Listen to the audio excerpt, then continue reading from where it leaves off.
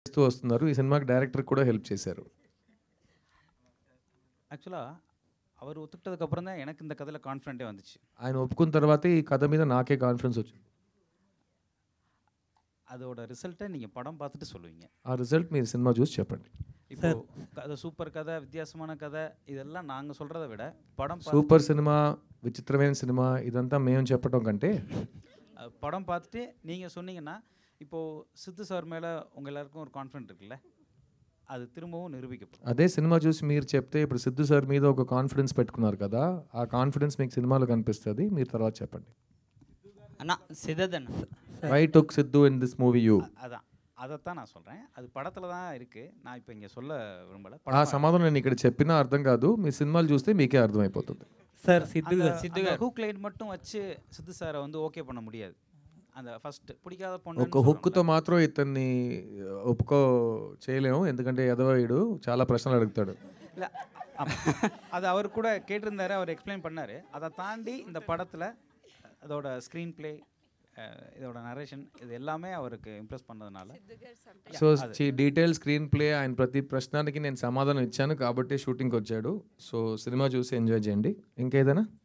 సిద్ధన్న அதான் all Indians my brothers and sisters, జై హింద్. ఓకేనా? సార్ సిద్ధార్థ్ గారు సిద్ధార్థ్ గారు సిద్ధార్థ్ సార్ గారు ఇక్కడ సార్ ఇక్కడ ఈ మొత్తం యంగ్స్టర్స్ చేతిలో మైక్. ఓకే. ఇక్కడ నాన్న రబసే ఏదో ఒకటి చేయండి రా. సార్ అదే సార్, ఇప్పుడు ఇందాక సాంగ్లో చూసుకుంటే మగవాడిగా పుట్టడమే ఒక శాపం అనేసి ఒక సాంగ్ వచ్చింది సార్. అంటే మీ రియల్ లైఫ్లో ఎప్పుడుగా మగవాడిగా పుట్టినందుకు శాపం అని ఎప్పుడైనా కాదండి, అనిపించిందా? ప్రపంచంలో మగవాళ్ళు చేసిన పనులు మనం లాస్ట్ 1000 years నుంచి చూస్తూనే వస్తాం కదా. కొన్ని విషయాలు నాకే చూసి అది ఆ కారణం గురించి ఎందుకురా మనం కూడా మగాడుగా పుట్టినాం, ఇది ఇంత దరిద్రంగా పుట్టినాం మనం, ఎందుకు ఇలాంటి విషయాలు జరుగుతున్నాయి సమాజంలో అని చాలా ఆలోచించా. కానీ ఈ సాంగ్ మీరు చూసారు కదా, ఆ సాంగ్కి ఇంకో మీనింగ్ ఉంది ఈ సినిమాలో. ఇది రెగ్యులర్గా తాగేసి అమ్మాయిల్ని తిట్టే సాంగ్ అయితే సిద్ధు చేయడు. అలా మీకు అనిపిస్తే అతను చేశాడంటే సినిమా చూడండి, దానికి ఒక కారణం ఉంది. ఎండ్లో అతను నొప్పేస్తుందని చెప్పడానికి కూడా కారణం ఉంది. అది మనం జోక్గా చెప్పినాం కానీ. సో జనరల్గా నేను ఈ తాగి డాన్స్ చేయడం కానీ ఐటమ్ సాంగ్లు కానీ ఎప్పుడు చేయట్లేదు. సో ఇది ఒక కారణంతో పెట్టినాం. అది ఒక ఫ్యామిలీ సినిమాలో, యూ సర్టిఫికేట్ సినిమాలో. ఓకే థ్యాంక్ యూ సిద్ధార్థ్ గారు బాబు. అది మీది బొమ్మరిల్లు చూసుకుంటే అది ఎప్పుడో 90th జనరేషన్. నువ్వే ఇప్పుడే పుట్టినావు. అన్న నేను ఇప్పుడు పుట్టిన అన్న దాని గురించి అంటున్నా, దాని గురించి మళ్ళీ అదే సార్ కాదు ఇప్పుడు జనరేషన్ కుర్రోల్ని పెట్టి నేను ఏం చేస్తాను శివ గారు నేను. కాదు సార్, అప్పుడు చూసుకుంటే చాలా పద్ధతిగా ఉండేవారని మీరే చెప్పారు. అంటే ఇప్పుడు జనరేషన్ చాలా మీరే చెప్పారని వచ్చేసావు. కాదు సొంతంగా చూసినట్టు. ఇప్పుడు చూసుకుంటే జనరేషన్ చాలా స్పీడ్ అన్నారు. అంటే ఇప్పుడు లవ్ స్టోరీస్ చూసుకుంటే ఒక రొమాన్స్ చాలా మంది చూస్తున్నారు మూవీలో ఉన్నదా లేదని. నిజంగా ఈ మూవీలో అలా ఉన్నదా? నువ్వు లాస్ట్గా లవ్ స్టోరీ ఏది చూసావురా థియేటర్లో? బేబీ. ఓకే, నీ లైఫ్లో అలా జరిగిందా? ఓకేనా, ఇది నీ లైఫ్లో జరిగే విషయాలు ఇందులో ఉంటుంది. ఇది రియలిస్టిక్ బేబీ, ఇది కమర్షియల్ రియలిస్టిక్ బేబీ. వచ్చి చూడు. ప్లస్ ఇందులో అమ్మాయిల్ని తిట్టము, అమ్మాయిల్ని చాలా పాజిటివ్గా చూపిస్తాం. అమ్మాయి ఈక్వలే. ఒక రిలేషన్షిప్ పాడైపోయిందంటే 50-50 బాధ్యత తీసుకోవాలి. మొత్తం తాగేసి అమ్మాయిని తిట్టకూడదు. అవన్నీ సినిమాలో ఉన్నాయి. వచ్చి చూడు. డైరెక్టర్ గారు ఇచ్చాడు అప్పట్లో బొమ్మరులు అంట. నువ్వు బయట వచ్చి కలు నన్ను. డైరెక్టర్ గారు sorry sir, I'm ready. Rajasekhar గారు, యాక్చువల్గా మీరు ఈ స్టోరీ హీరో క్యారెక్టర్ వచ్చి డైరెక్టర్ అని చెప్పారు కదా, అసిస్టెంట్ డైరెక్టర్ పేరు కూడా వాసుదేవ్ అని పెట్టారు. యాక్చువల్గా గౌతమ్ వాసుదేవ్ గారు నేను ఏమాయ చేసేవని ఒక సినిమా చేశారు. దాంట్లో కూడా చిన్న ట్యాగ్ లైన్ ఉంటుంది, అంటే ప్రపంచంలో ఎవరికి నచ్చని అమ్మాయి జస్ట్ నాకే నచ్చాలా, నేను అమ్మాయిని ప్రేమి. సార్ ప్రపంచంలో ఎవరికి నచ్చని అమ్మాయి కాదు, ప్రపంచంలో ఎంతో మంది అమ్మాయిలు ఉన్నారు. ఈ అమ్మాయి మాత్రం నాకు ఎందుకు నచ్చింది అనేది ప్రశ్న. Thank you. అమ్మాయి నచ్చింది అనేది ప్రశ్న కదా. సో దానికి ఇది రివర్స్లా ఉంది. సో అంటే ఏమన్నా రిఫరెన్స్ అలా ఉందా ఆ కథకి దీనికి? సో అదొక క్లాసిక్ లాగా నిలిచిపోయింది యాక్చువల్గా. అది రిలీజ్ తర్వాత క్లాసిక్ అయింది సార్. మాది ఇంకా రిలీజ్ అవ్వలేదు, కానీ క్లాసిక్ అవడానికి ఛాన్సెస్ ఉన్నాయి. అది ఆడియన్స్ చేతిలో ఉంది. Answer sir. డైరెక్టర్ இந்த கதை எழுதுனதுக்காக அவரை டைரக்டரா வைக்கல, டைரக்டர் ஆற மாதிரி. ఏంటి మీరు ప్రతి లాంగ్వేజ్లో కన్ఫ్యూజ్ అవుతున్నారు? 1 సెకండ్ మళ్ళీ చెప్పండి. இல்லை, டேரக்டர் இந்த கதை எழுதுனதுக்காக அவர் அசிஸ்டன்ட் டைரக்டராக வைக்கல. இந்த கதைக்கு அது அவர் அவ்வளோ தேவைப்பட்டுச்சு.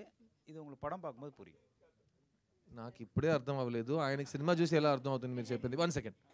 డైరెక్టర్ కథ రాశాడు కాబట్టి అతను డైరెక్టర్ క్యారెక్టర్గా ఇందులో లేడు. అసిస్టెంట్ డైరెక్టర్ కథ రాస్తాడు, అందుకే అతన్ని అసిస్టెంట్ డైరెక్టర్గా పెట్టలేదు.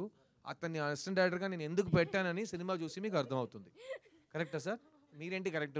నా తెలుగు పరిస్థితి పురియదు. చాలా కన్ఫ్యూజింగ్ అయిపోయిందండి. సిద్ధార్థ్ గారు, సరదాగా వేరే లాంగ్వేజ్లో మాట్లాడుకుందాం, మూడో భాషలో. Sorry ma'am. 13 years బ్యాక్ నేను మిమ్మల్ని ఇంటర్వ్యూ చేశాను ఎన్టీవీ నుంచి లవ్ ఫెయిల్యూర్ మూవీకి.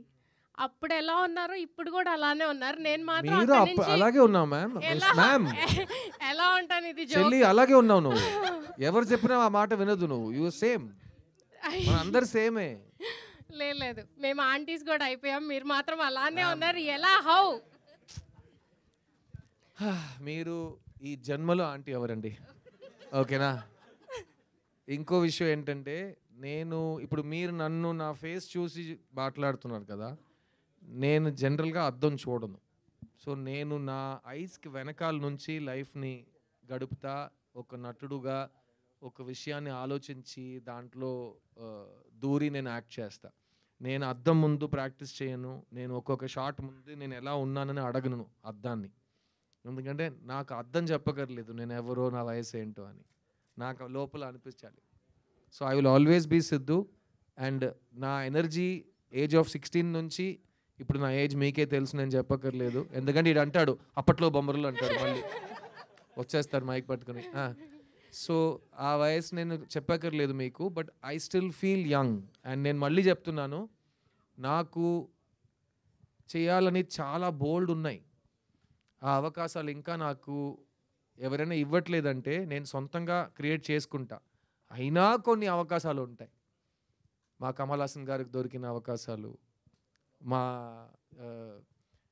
ఎన్టీఆర్ గారికి వచ్చిన అవకాశాలు, నేను మా ఎస్వి రంగారావు గారికి వచ్చిన అవకాశాలు, నేను నటులుగా చూస్తున్న వాళ్ళకు వచ్చిన అవకాశాలు నా కోసం రాయడానికి ఇంకా ఎవరు రాలేదని నాకు బాధ ఉంటే, నేను ఈ స్టాక్ని ఫ్రిడ్జ్లో యాపిల్ని పెట్టినట్టు ఇలాగే ఉండాలి నేను. ఎందుకంటే వాళ్ళు వచ్చి నన్ను మైండ్లో పెట్టుకుని కథ ఇచ్చినప్పుడు నాకు వయసు అయిపోయింది అనుకోండి, అందుకే మీరు వీడికి వయసు ఎప్పుడు అవ్వకూడదే అని మీరు చెప్తూనే ఉండాలి. అండ్ అదే ముఖ్యమైన కారణం, వీడు ఎప్పుడు ముసలోడు అవ్వకూడదని తెలుగు ప్రేక్షకులకు ముఖ్యంగా ఇలాంటి అమ్మాయిలు ప్రార్థనించారు కాబట్టి నేను ఈరోజు ఇలా ఉన్నానండి. So full credit to you చెల్లి. Okay, yeah. సిద్ధార్థ గారు, మిస్ యూ ట్రైలర్ చాలా ఇంట్రెస్టింగ్ ఉందండి. సో ట్రైలర్లో చూస్తే మనం ఒక రొమాంటిక్ కామెడీ ఉంది, ఫ్రెండ్షిప్ జానర్ ఉంది, అట్లాగే ఒక ఫన్ ఉంది, ఒక లవ్ కెమిస్ట్రీ కనబడుతుంది. సో సిద్ధార్థ్ పర్సనల్గా ఈ అపీలింగ్ పాయింట్ ఏంటి లవ్ స్టోరీలో? అండ్ మీరు చేసిన చాలా లవ్ స్టోరీస్ విన్నర్ ఉంటారు. లవ్ స్టోరీస్లో మీరు రిజెక్ట్ చేస్తాను, ఏది ఒప్పుకోలేదు అన్నారు. కానీ ఈ డైరెక్టర్ చెప్పినప్పుడు కాదనలేపారు అన్నారు. ఏంటి ఆ అపీలింగ్ పాయింట్ ఏంటి మూవీలో? మెయిన్ పాయింట్ చెప్పనా అండి, ఈ మధ్యకాలంలో ఇలాంటి సినిమా రాలేదండి. ఎందుకంటే నేను థియేటర్లో పెరిగిన కుర్రోడు నేను. సో ఇలాంటి సినిమా నేను థియేటర్లో కొన్ని సంవత్సరాల నుంచి చూడట్లేదు. అండ్ ఇప్పుడున్న జనరేషన్కి ఒక లవ్లీ, పాజిటివ్, డీసెంట్ అయిన ప్రేమ అంటే ఏంటో, ఒక జంట మధ్యలో మర్యాద అంటే ఏంటో, ఆ నమ్మకం అంటే ఏంటో, అలాంటి విషయాలు మాట్లాడే ఒక సినిమా ఇది. సో నాకు ఎలా సఖీ సినిమా నచ్చిందో, నాకు ఎలా లవ్ స్టోరీస్ అందుకే నచ్చుతాయి. Because love stories are route map. మనం ఎక్స్పీరియన్స్ చేయలేని విషయాలు, ఎక్స్పీరియన్స్ చేయని విషయాలు వేరే వాళ్ళ కథలు చూస్తుంటే, ఈ సినిమా తర్వాత సుబ్బులక్ష్మి లాంటి అమ్మాయి నా లైఫ్లో వస్తే నేను ఏం చేస్తానని కుర్రోళ్ళు ఆలోచించాలి. ఈ వాసు లాంటి కుర్రోడు మనకు తగిలితే మనం ఎలా రియాక్ట్ అవుతామని అమ్మాయిలు ఆలోచించాలి.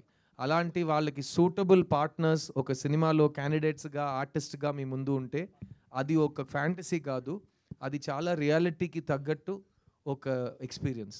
అండ్ అది ఈ జనరేషన్కి ఇచ్చే ఒక కమర్షియల్ సినిమా అటెంప్ట్ ఈ మిస్ యూ.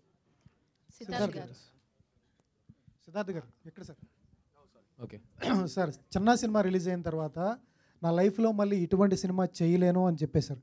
ఎలా డిసైడ్ అవుతారు సార్? తర్వాత మంచి స్క్రిప్ట్లు రాకపోవచ్చు. నేను నెక్స్ట్ ఇయర్ నా 40th ఫిల్మ్ వస్తుంది సార్. నేను ఆ మాట ఇక్క వరకు ఏ సినిమా గురించి అనలేదు, ఆ ఒక్క సినిమా గురించి అన్నా.